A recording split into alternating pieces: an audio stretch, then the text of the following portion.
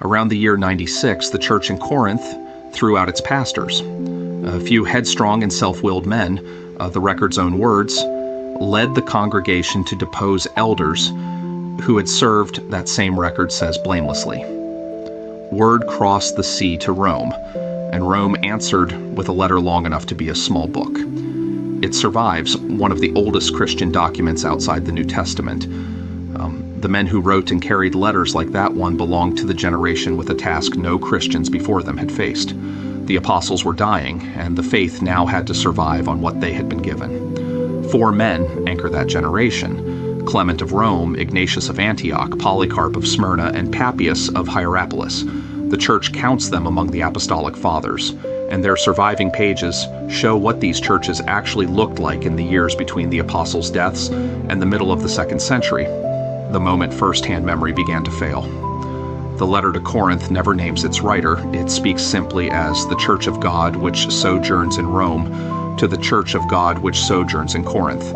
But the church remembered who held the pen. Clement, a leader of the Roman congregation, who, Irenaeus wrote 2 generations later, had seen the blessed apostles and talked with them, with their preaching still echoing in his ears. Most scholars place the letter about the year 96. A few argue for earlier or later. Rome's case to Corinth is an appeal to order, and the order runs through the apostles. God sent Christ, Christ sent the apostles. The apostles, preaching from city to city, appointed their first converts as bishops and deacons, overseers and servants for the believers who would come after. And knowing there would one day be strife over that office, they arranged that when those men died, other approved men should succeed to the ministry. Ejecting elders who have served blamelessly, Rome warns, is no small sin. The letter also reaches for an authority everyone in Corinth already owned. Take up the epistle of the blessed Paul the Apostle, it says. Go back to the letter Paul sent this same quarrelsome congregation some 40 years earlier, and read what he already told you about factions. Corinth kept Rome's letter too. Around 170, the city's own bishop, Dionysius, reported that it was still being read aloud in their Sunday worship. A decade or so later, the traditional date is around 108, under the Emperor Trajan, though some recent scholars push these letters into the 130s or 140s. A prisoner was marched across what's now Turkey. Ignatius, the bishop of Antioch, called his escort of soldiers his 10 leopards. Men, he wrote, who only get worse when you treat them well. He was being taken to Rome to die in the arena, and at the stops along the road, he wrote letters, 7 of them. 5 went to churches near his route, 1 ahead to the church in Rome and 1 to a fellow bishop. The letter to Rome had a single purpose: to stop the Christians there from getting him released.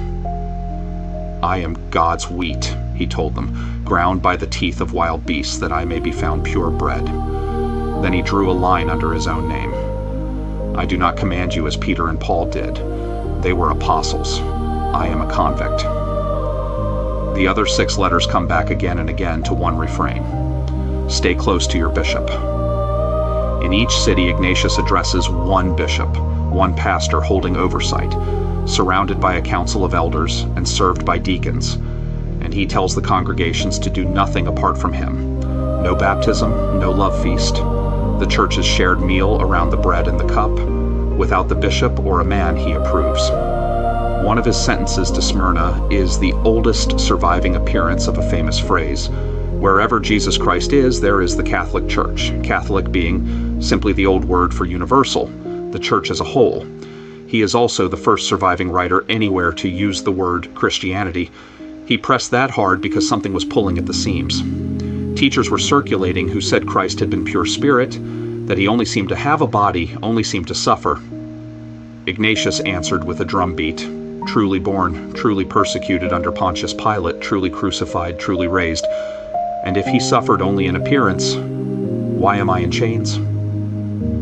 What the 7 letters can't tell you is whether every church in the empire already looked the way Ignatius urged. The letter from Rome had described Corinth's leaders in the plural, elders sharing the oversight, and Ignatius's own letter to Rome, alone of the 7, greets no bishop of the church he is writing to. Later centuries would build long arguments on those facts in more than one direction. The letters themselves show a man on his way to death begging the churches to hold together. One of the stops was Smyrna, and its pastor was the fellow bishop Ignatius wrote to, Polycarp, a man who had learned the faith from the Apostle John himself, and who would be burned alive in Smyrna's stadium decades later. The church at Philippi, Paul's old congregation, wrote asking him for copies of Ignatius's letters, and Polycarp sent them. The letters of Ignatius which were sent to us by him and others, as many as we had by us.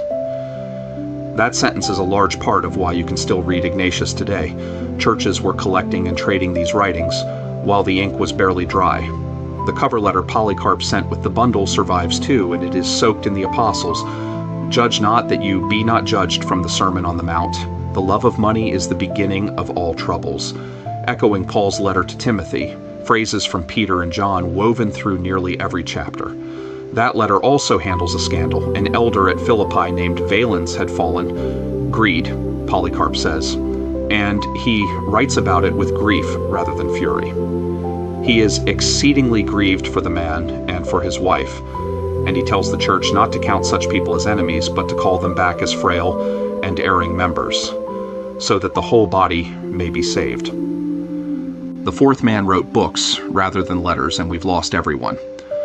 Papias was the bishop of Hierapolis, an inland town named in Paul's letter to the Colossians, and Irenaeus called him a hearer of John and a companion of Polycarp. Though Eusebius, reading Papias' own preface, thought he had learned only from men who had known the apostles. Sometime in the early 2nd century, scholars have argued for dates anywhere from about 95 to 130, he published 5 books called Expositions of the Sayings of the Lord. All that remains is what later writers quoted, a few pages of fragments, most of them preserved by Irenaeus and by Eusebius, the church's first great historian. The fragments include Papias' own account of how he worked. Whenever anyone came through Hierapolis who had spent time with the elders, he would ask what Andrew had said, what Peter, what Philip, Thomas, James, John, or Matthew, and what 2 men he could still ask about in the present tense, Aristion and the elder John, were saying. I did not think that what came from books would profit me as much as what came from the living and abiding voice. His list names John twice, once among the apostles, once as the elder, and readers have puzzled over it ever since. Eusebius, pointing to 2 tombs at Ephesus that both carried the name, took them for 2 different men. And the question is still argued. 2 more of his sentences get quoted in every argument about where the Gospels came from.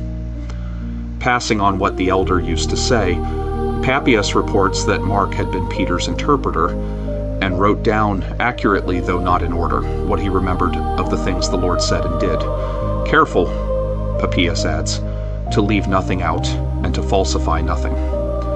And Matthew, he says, wrote the oracles in the Hebrew language, and each interpreted them as he was able, a sentence scholars still wrestle with, since the Gospel of Matthew comes down to us in Greek, and exactly what Papias meant by it is genuinely unsettled. What is not unsettled is what Papias is doing in both reports. Within living memory of the apostles, the church was already naming the men behind the gospel accounts and tracing what they wrote back to eyewitnesses. Eusebius, who preserved those quotations, also passed a verdict on the man. Papias, he wrote, appears to have been of very limited understanding. Behind the judgment was a disagreement. Papias had handed on traditions of a 1,000-year earthly reign of Christ after the resurrection, and Eusebius thought he had taken figurative teaching for a literal description. So Papias comes down to us inside the work of a historian who thought little of him. Taken together, the 4 give one picture of a connected church. Their letters show congregations from Rome to inland Turkey gathered for the same meal of bread and cup, led by men they call overseers, elders, and deacons. And when Rome defends those leaders, it argues from what the apostles had arranged. They quote Paul's letters and the gospel accounts as authorities centuries before anyone had bound a New Testament, and they assume persecution the way you assume weather. And in all 4 men, the same instinct on the same point, the apostles were a class of their own. The generation best placed to add to the apostles' teaching is the generation that insisted it could only pass that teaching on. If the faith was ever quietly reinvented, that stretch of years is a gap wide enough for a different Jesus to be slipped in, and the place a seam would show. These letters sit right on the seam, written by men a step or two from the apostles, and they anchor everything to flesh and blood and a named Roman governor. What they handed on is what they had received, and enough of it was written down to be checked. Corinth's quarrel is forgotten. The letter it provoked is not. Ignatius survives because Polycarp bundled up the copies, and Papias survives inside the writers who quoted him. The apostles died, and the men who knew them put the inheritance in the mail, and it arrived.